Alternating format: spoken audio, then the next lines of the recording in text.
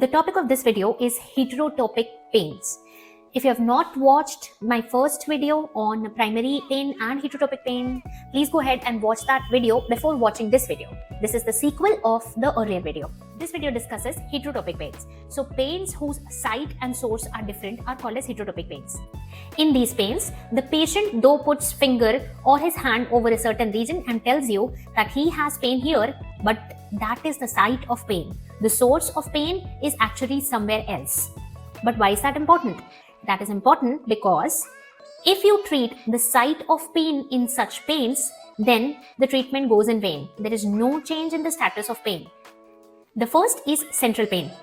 Now, if a brain tumor or other disturbances in the central nervous system like an increased intracranial pressure or a stroke leads to pain in the orofacial region, then it is called as central pain. We don't need to worry about central pains because these patients will not report to us, because they will have concomitant symptoms like nausea, vomiting, paralysis, balancing disturbances, and etc. And they would usually report to a neurophysician or a neurosurgeon or a cardiologist. So thank God we are not responsible for central pain patients. But the thing to remember for us is that in our orofacial pain patients, when we take medical history, we have to pay attention to any central causes that may lead to orofacial pain contribution. Patients of multiple sclerosis, patients of stroke, patients of brain tumor often report pain in the orofacial region. A part of the pain or sometimes the complete pain problem may be attributed to these central causes. So it is good to remember that some heterotopic pains are central in nature, and if these patients report to us, we should take a medical history thoroughly to rule out these type of pains. The second type of heterotopic pains are projected pains.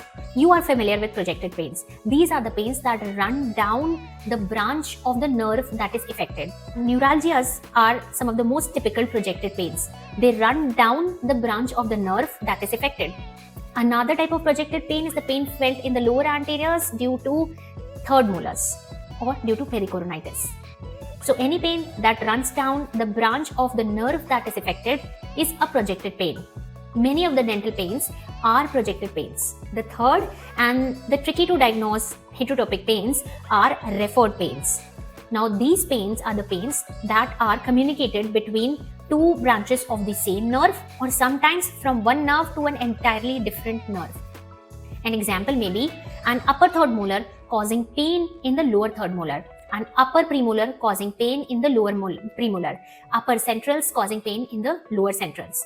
These are referred pains from the maxillary to the mandibular and vice versa branches. Sometimes the pain may be referred from one nerve to a totally different nerve. Example is cardiac pains. The cardiac pains may be felt in the right jaw or the left jaw, more commonly the left side of the jaw, due to this phenomena of pain referral. Interesting? But how do we definitely say that this pain is a referred pain and not a projected or a localized pain? In general, if you stimulate the site of pain, there is no increase in pain. If you anesthetize the site of pain, there is no change in the pain status. But if you provoke the source of pain, in general, the pain at the source as well as the site increases. If you anesthetize the source of pain, the pain at the site also disappears. But this is a general rule. To know the intricacies of these rules, stay connected. Do you think that this pain may be referred anywhere randomly? No. There are certain rules that the referred pain follows. Stay connected for learning what rules do these referred pains follow in our orofacial pain region, and to know the intricacies of the rule that I just described. Bye-bye.